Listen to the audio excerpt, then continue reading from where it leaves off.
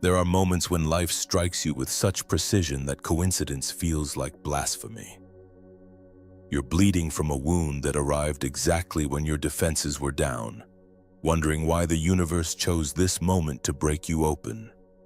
This isn't cruelty wearing the mask of fate. This is your soul orchestrating its own awakening through the language of perfect timing. Today we're diving deep into something that will challenge everything you think you know about suffering, timing, and the invisible intelligence that governs your deepest transformations. By the end of this exploration, you'll understand why your greatest pain arrived exactly when it needed to, and how Carl Jung's insights reveal the sacred architecture behind life's most devastating gifts. But first, we need to understand something that most people refuse to see about the nature of meaningful suffering. The pain that carries purpose doesn't announce itself with explanations. It simply arrives, often disguised as the very thing you've been trying to avoid. You might be wondering why your heart had to shatter at 35, or why that relationship ended just when you thought you'd finally found stability. Jung understood something profound about the psyche's relationship with time that modern psychology often overlooks.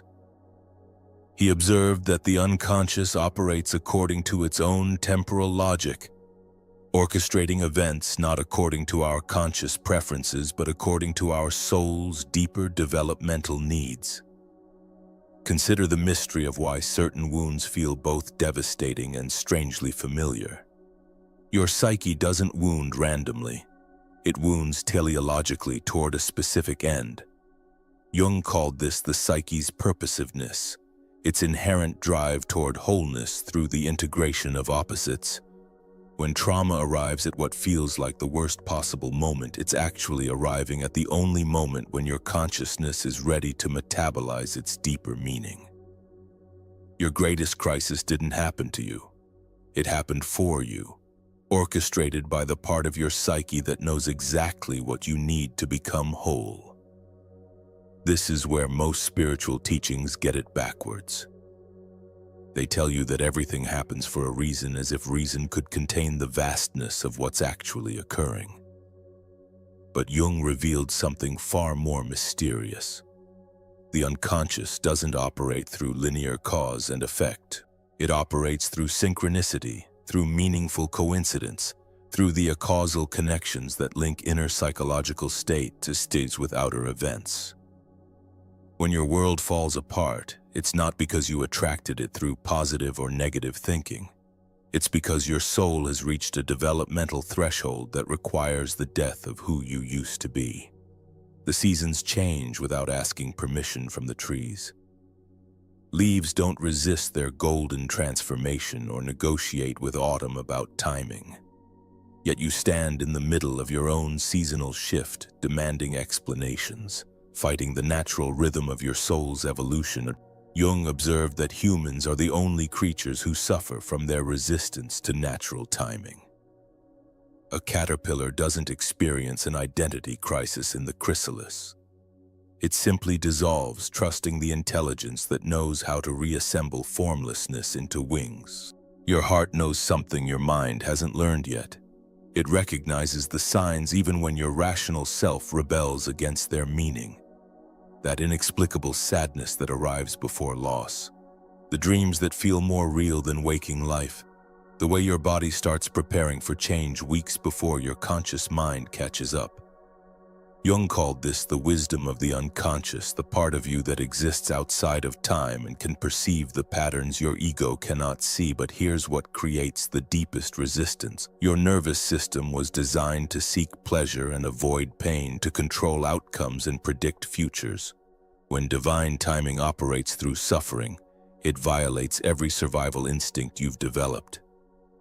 The ego interprets this as abandonment, as proof that the universe doesn't care about your well-being. But what Jung discovered through his own descent into what he called his confrontation with the unconscious is that the psyche has its own form of love, a love that cares more about your wholeness than your comfort. The ancient alchemists understood what modern psychology is slowly rediscovering. Transformation requires the dissolution of base metals before gold can emerge. Your ego is the base metal, convinced of its permanence, terrified of the fire that reveals its temporary nature. But the self, Jung's term for your deeper essence, knows that what you think you are isn't who you truly are. The pain of dissolution isn't punishment, it's revelation. The false self experiencing its own mortality so the true self can finally breathe. Think about the moments when you've cried before you even understood what you were losing. These aren't tears of grief alone, they're tears of recognition. Some part of you knew that what was ending needed to end, even as another part of you fought desperately to hold on. This is the sacred alchemy of transformation beginning in your nervous system, before your mind can interfere with explanations or resistance. Jung's concept of mortificatio, the psychological death that precedes rebirth, reveals why divine timing often feels like divine cruelty. The part of you that must die to make room for who you're becoming experiences this death as a literal threat to survival. Your wounded child self doesn't understand that being abandoned by the wrong person is actually being guided toward the right life. All it knows is that love is leaving, security is dissolving, and the future feels uncertain. There's a reason why your deepest transformations often coincide with your darkest hours. The ego's grip loosens most easily when its usual strategies stop working.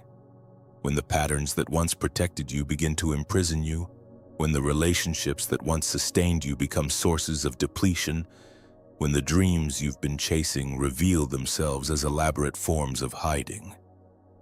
Jung understood that the psyche creates crises not to punish but to liberate. The darkness isn't something to escape, it's something to compost into wisdom. This is where the profound intelligence of tears reveals itself. Each drop carries the dissolved remains of old identities, worn-out beliefs, and survival patterns that no longer serve your evolution.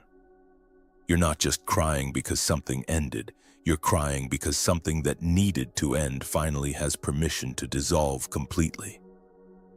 The salt in your tears is the same mineral composition as ocean water, connecting you to the primordial waters from which all life emerged.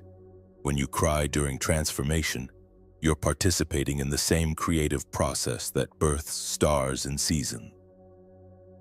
But the most devastating realization comes when you begin to see the pattern.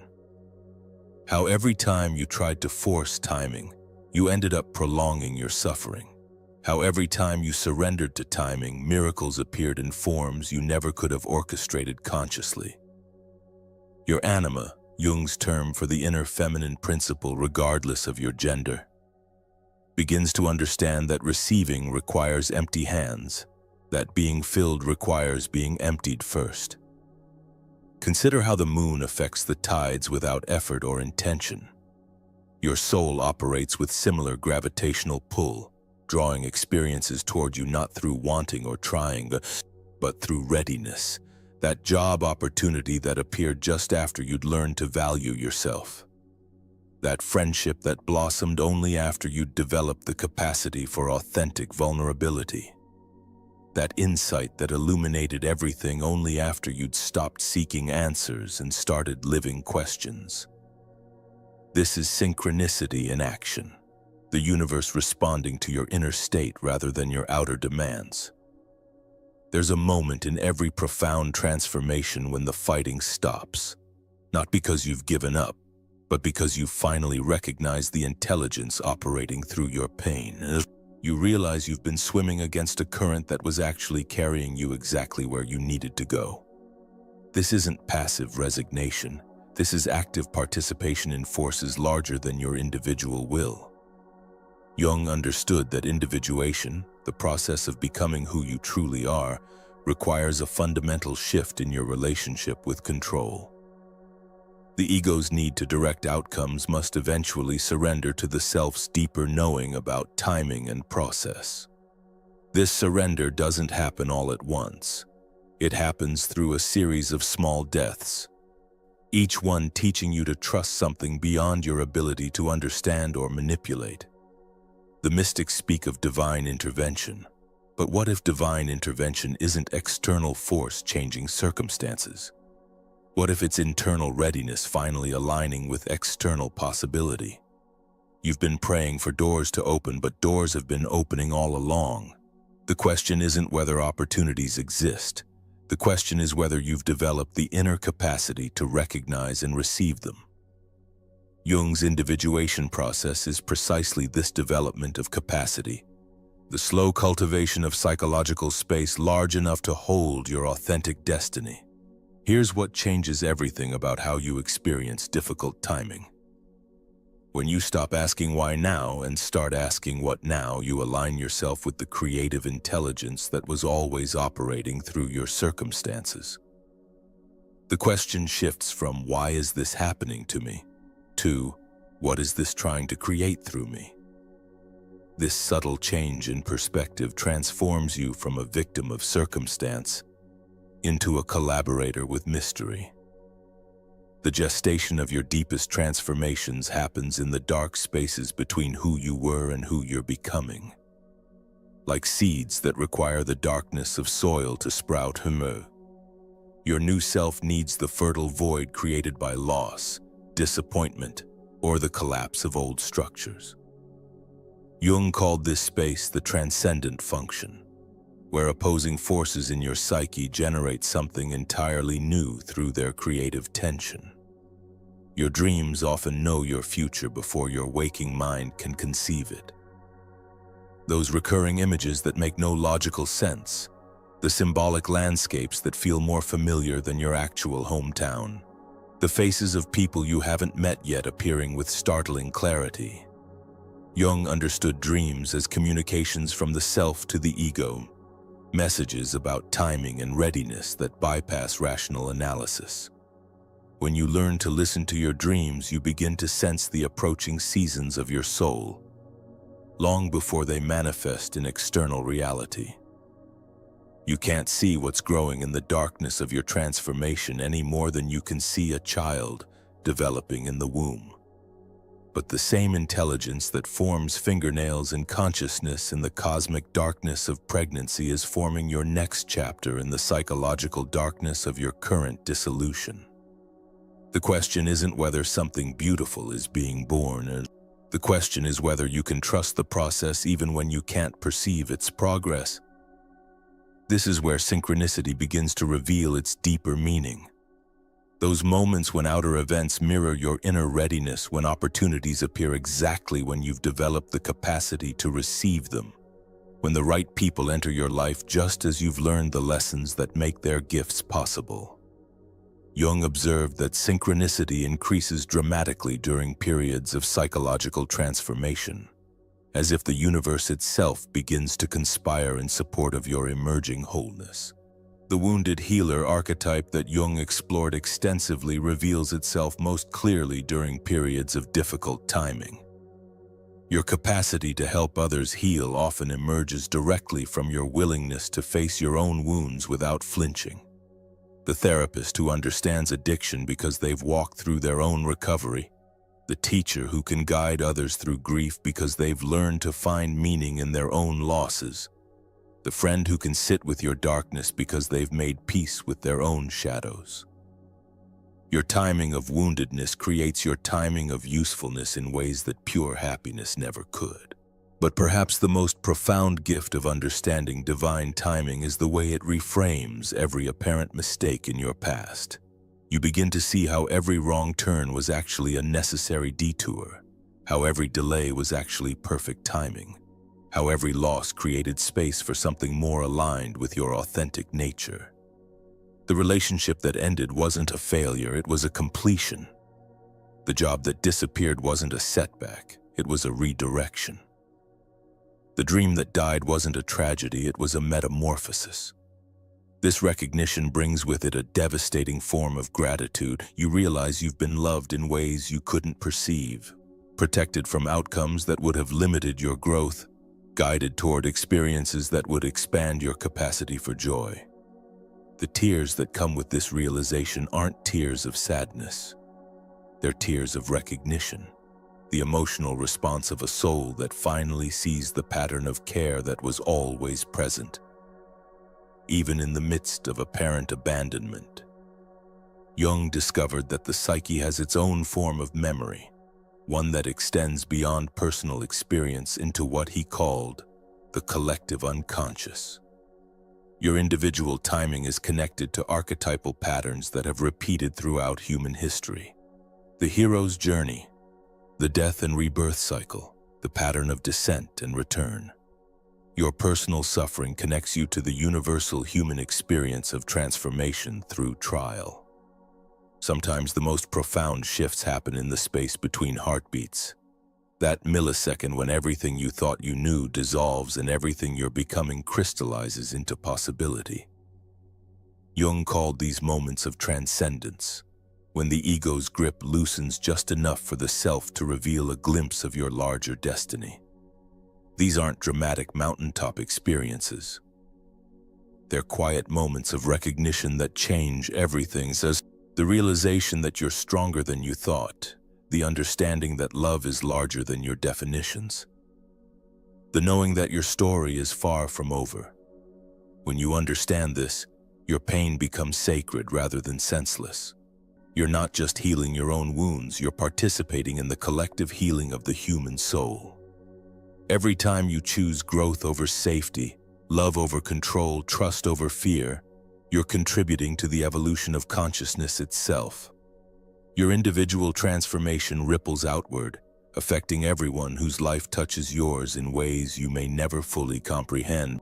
The wisdom that emerges from surrendering to divine timing transforms how you hold all of life's experiences. You begin to see that resistance creates suffering, while acceptance creates flow. This doesn't mean you become passive or stop having preferences. It means you hold your preferences lightly, remaining open to outcomes that might serve your highest good in ways your limited perspective couldn't imagine. There's a moment when this understanding moves from intellectual concept to lived reality.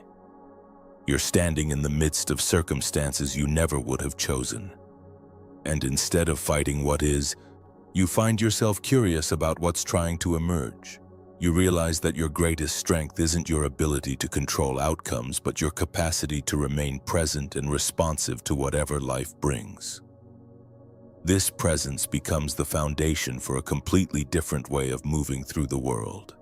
The faith that develops through learning to trust divine timing isn't blind belief in a predetermined plan. It's a deep knowing that the same intelligence that orchestrates seasons and cycles, that knows when flowers should bloom and when leaves should fall, is operating in the intimate details of your personal evolution. Your breakdowns aren't signs that something is wrong with your life. They're signs that something is finally ready to break through.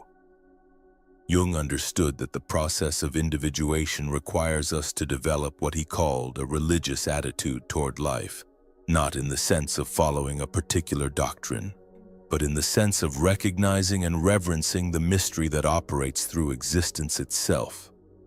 When you live with this attitude, every experience becomes a potential revelation. Every challenge becomes an invitation to grow. Every ending becomes a doorway to beginning. This is why your deepest wound often becomes your greatest source of wisdom and compassion.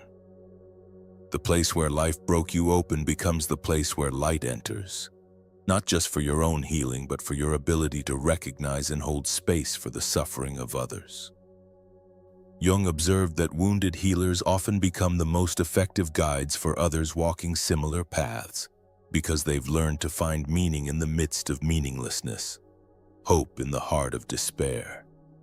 The transformation isn't complete until you can look back at your journey with gratitude rather than resentment, until you can see the perfection in what felt like pure chaos, until you can recognize the love that was present even in the experiences that felt like abandonment.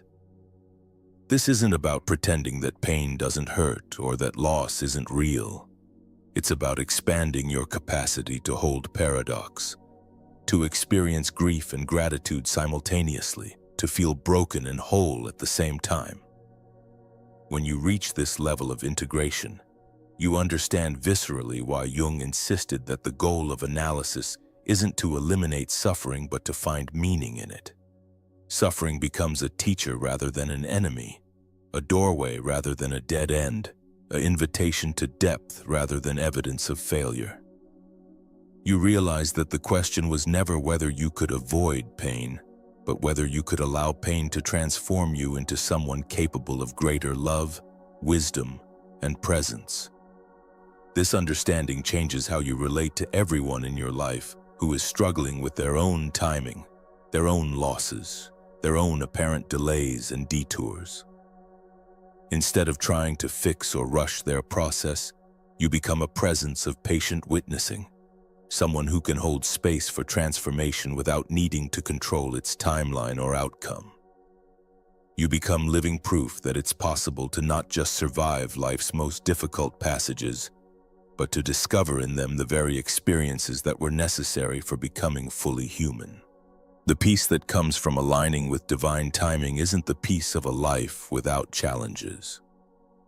It's the peace of knowing that every challenge is meaningful. Every delay serves a purpose. Every loss creates capacity for a greater form of receiving. You stop fighting with reality and start dancing with it, trusting that the same intelligence that knows when to dissolve winter into spring knows exactly what your soul needs and when it needs it. This is the ultimate gift of understanding divine timing through Jung's lens. You discover that your life hasn't been a series of random events punctuated by occasional meaning. Your life has been a carefully orchestrated symphony of experiences designed to awaken you to your deepest nature and highest potential.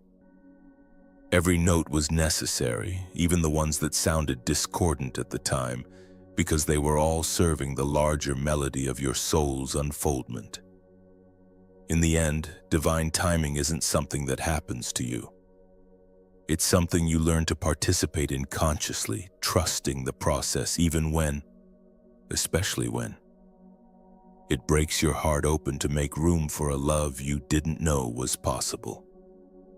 And perhaps that's the deepest truth about timing that hurts. It hurts because love hurts, growth hurts, becoming real hurts. But the hurt is sacred and the timing is perfect, and your soul knew this long before your mind was ready to understand. If this exploration of divine timing has touched something deep within you, I invite you to share your own experiences with sacred timing in the comments below. When have you experienced the mysterious intelligence of perfect timing, even when it arrived disguised as loss or disappointment? Your story might be exactly what someone else needs to hear to recognize the divine choreography in their own life. And if you're hungry for more explorations into the profound wisdom of Carl Jung and the mysteries of psychological transformation, subscribe to join our community of souls committed to finding meaning in the beautiful complexity of being human.